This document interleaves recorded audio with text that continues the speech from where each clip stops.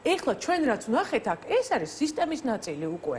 ეს ნიშნავს, აი გვინც დადის 15 ადამიანი ირევა და ყველას რომ უნდა რომ წიხლი ჩააზილოს, ეს ნიშნავს, რომ პოლიციაში შიგნით არის დაბუდებული. და რატომ?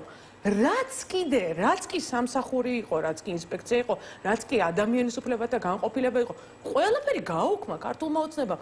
თავპირი დაგვამტრიეს თავზე რაღაცეები გვესწროლეს ალექსანდრე თირკია ბავშვი, რომელიც ღმერთმა გადაარჩინა, მაგაზეც ისე დააზიანეს, მაგაზეც პასუხი არავინ არ არგო და რა უნდა იფიქროს იმ პოლიციელმა ჭოხატაურს? ჩემია გუდო და ნაბადიო უნდა იფიქროს, ხო?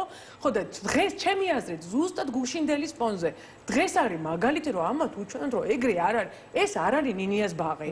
არ არის ნინიას ბაღი. შენ თუ გინდა ჩვენი მართვა, ხო, უნდა იცოდეს, ხოთა შორის ბიძინა ივანიშვილის სიტყვები გამოვდა დღეს.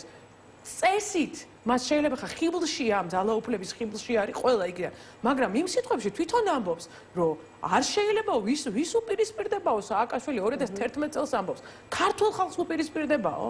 ხო უნდა გაითვალისწინო რა ფსიქოტიპთან გაქვს საქმე არა, მაგრამ ხალხზე არის. ეხლა თუ გორელები და ჩვენ გადავწყვეტავთ, რომ არაფერი არ არის, ნუ ვიღაცა წემეს უკაცრავად ეგრე იყო და პოლიციის განყოფილებებიდან მე რომ ვიზდებოდი ხალხი ცვიოდა ფანჯრებიდან ესეთი საქართველოც იყო პატარა ბავშვი ვიყავი და ესეც საქართველოში დაბრუნდება ყველა